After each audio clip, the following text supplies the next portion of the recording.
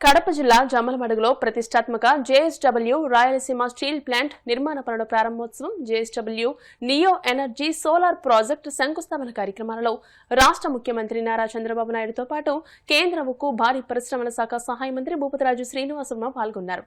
ఈ కార్యక్రమంలో పాల్గొనేందుకు గురువారం ఉదయం భీమవరం నుండి ప్రత్యేక హెలికాప్టర్లో కడపకు కేంద్ర మంత్రి భూపతిరాజు శ్రీనివాసవర్మ వెళ్లి కార్యక్రమం అనంతరం కేంద్ర మంత్రి శ్రీనివాసవర్మ సాయంత్రానికి భీమవరానికి చేరుకున్నారు. ఈ సందర్భంగా కేంద్ర మంత్రి మీడియాతో మాట్లాడుతూ రాయలసీమ ప్రజల 20 ఏళ్ల చిరకాల కోరిక అయిన కడప స్టీల్ ఫ్యాక్టరీకి ఎన్డీఏ ప్రభుత్వాల నేతృత్వంలో అడుగులు పడ్డాయని అన్నారు. 2 మిలియన్ టన్నుల సామర్థ్యం గల ఈ ప్లాంట్ కు ఆంధ్రప్రదేశ్ ముఖ్యమంత్రి నారా చంద్రబాబు నాయుడు, సజ్జన్ జిందాల్ సమక్షంలో శంకుస్థాపన జరగడం ఎంతో హర్షణీయమని అన్నారు. ఈ ప్లాంట్ నిర్మాణం ద్వారా రాయలసీమ ప్రాంత ముఖ చిత్రం మారిపోనుందని అన్నారు. రాబోయే రోజుల్లో దేశ స్టీల్ ఉత్పత్తిలో ఆంధ్రప్రదేశ్ అత్యంత ప్రముఖమైన స్థానాన్ని వహించబోతుందని కేంద్ర మంత్రి స్పష్టం చేశారు. 2 నెలల క్రితం నక్కపల్లిలో 17.3 మిలియన్ టన్నుల సామర్థ్యంతో 1,00,000 కోట్లకు పైగా పెట్టుబడితో దేశంలోనే అతిపెద్ద గ్రీన్ స్టీల్ ప్లాంట్కు శంకుస్థాపన చేశామని, పనులు వేగంగా జరుగుతున్నాయని అన్నారు. మూతపడే పరిస్థితుల్లో ఉన్న విశాఖపట్నం స్టీల్ ప్లాంట్కు 11,400 కోట్ల ప్యాకేజీని అందించడం ద్వారా సంస్థను ఆదుకోవడం జరిగిందని, దీని ఫలితంగా గత జనవరి, ఫిబ్రవరి నెలల నుండి ప్లాంట్ లాభాలు వచ్చాయని అన్నారు. శ్రీకాకుళం జిల్లా గుర్ల మండలంలోనూ మరో స్టీల్ ప్లాంట్ నిర్మాణం కోసం వేగంగా ప్రయత్నాలు జరుగుతున్నాయని తెలియజేశారు.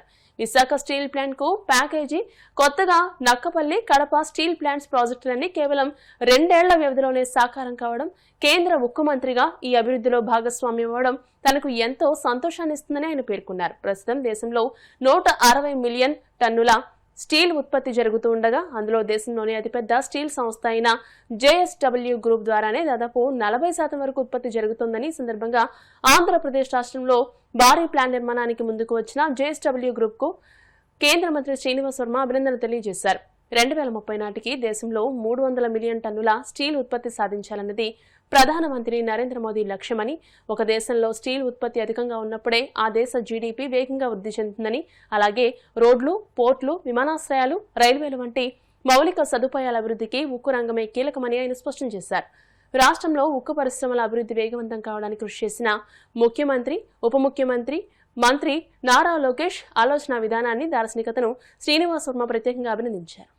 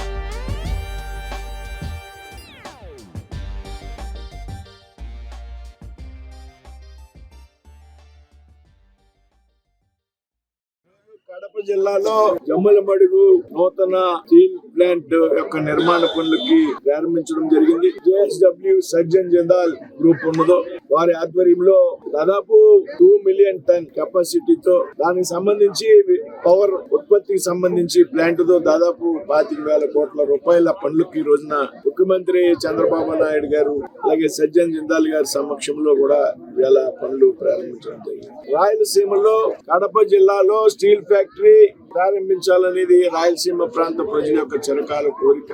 దాదాపు 20 సంవత్సరాలుగా వారి కోరిక తీరని కలగా మిగిలిపోయినటువంటి సందర్భంలో ఇవాళ NDA ప్రభుత్వాల ఆధ్వర్యంలో రాష్ట్రంలో కేంద్రంలో ఉన్నటువంటి ప్రభుత్వాల ఆధ్వర్యంలో ఇవాళ పనుల్ని ప్రారంభించడం జరిగింది. ఇవాళ రాబోయేటువంటి రోజుల్లో ఆంధ్రప్రదేశ్ భారతీయ దేశం యొక్క స్టీల్ ఉత్పత్తిలో చాలా ప్రముఖమైనటువంటి స్థానాన్ని వహించబోతా ఉందనేటువంటి విషయం మీ అందరికీ సందర్భంగా చెప్తూ ఉన్నాను. గత 2 నెలల క్రితం నక్కపల్లిలో దాదాపు 17.3 మిలియన్ టన్నుల కెపాసిటీతో దాదాపు 1,00,000 కోట్ల పై పెట్టుబడితో ఒక దేశంలోనే అతిపెద్ద గ్రీన్ స్టీల్ ప్లాంట్ కి శంకుస్థాపన చేయడం జరిగింది. పనులు కూడా ప్రారంభమయ్యాయనేటువంటి సంగతి సందర్భంగా మీ అందరికీ కూడా తెలుసు. గతంలో విశాఖపట్నంలో ఉన్నటువంటి ఆ స్టీల్ ప్లాంట్ ఏదైతే ఉన్నదో దాదాపు మూసివేయాలనేటువంటి పరిస్థితుల్లో దానికి 11,400 కోట్ల ప్యాకేజింగ్ తెచ్చి దాని త్వరితగతిన వేగంగా పనిచేస్తూ ఇవాళ గత జనవరి ఫిబ్రవరి నుండి లాభాదిశలో వస్తున్నటువంటి విషయం కూడా మీ అందరికీ కూడా తెలుసు.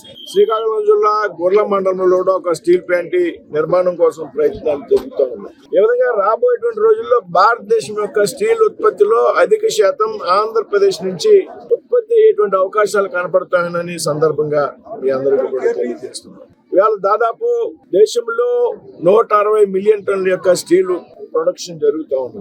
160 టన్నుల యొక్క స్టీల్ ప్రొడక్షన్ లో దాదాపు 25% అంటే 40% స్టీల్ ప్రొడక్షన్ కేవలం ఒక JSW గ్రూప్ మాత్రం ప్రొడక్ట్ చేస్తాం. దేశంలో అతిపెద్ద స్టీల్ దిగ్గజం అటువంటి JSW గ్రూప్ ఇవాళ ఆంధ్రప్రదేశ్ లో కడప జిల్లాలో స్టీల్ ప్లాంట్ యొక్క పనులు ప్రారంభించడం అనేది మనందరికీ కూడా శుభసూచకం అనేటువంటి విషయాన్ని సందర్భంగా ప్రస్తావిస్తాం. భారత ప్రధానమంత్రి ప్రీతమ నాయకుడు నరేంద్ర మోడీ గారు ఎవరైతే ఉన్నారో 2030 నాటికి భారతదేశంలో 300 మిలియన్ టన్నుల యొక్క స్టీల్ ను ఉత్పత్తి చేయాలనేటువంటి ఒక లక్ష్యం.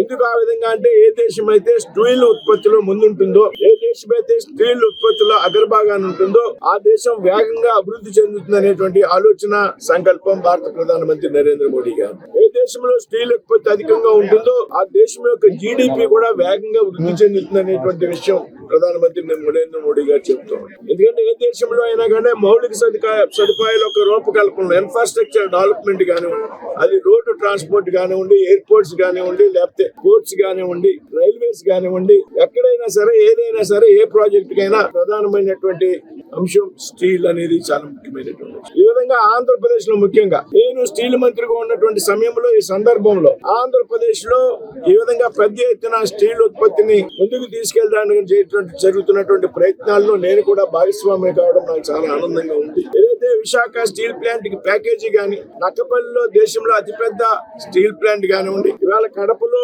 నిర్మాణ పనులు స్టీల్ ప్లాంట్ కానివ్వండి, ఇవన్నీ కూడా కేవలం ఈ 2 సంవత్సరాల వ్యవధిలో వచ్చాయనేటువంటి సంగతి మనంతా కూడా గమనించాలి. కడపలో మన ఆంధ్రప్రదేశ్ లో దేశంలో అతిపెద్ద ప్రొడక్షన్ ఇవాళ JSW గ్రూప్ వారు నిర్మాణ పనులు ప్రారంభించడం చాలా ఆనందంగా ఉంది.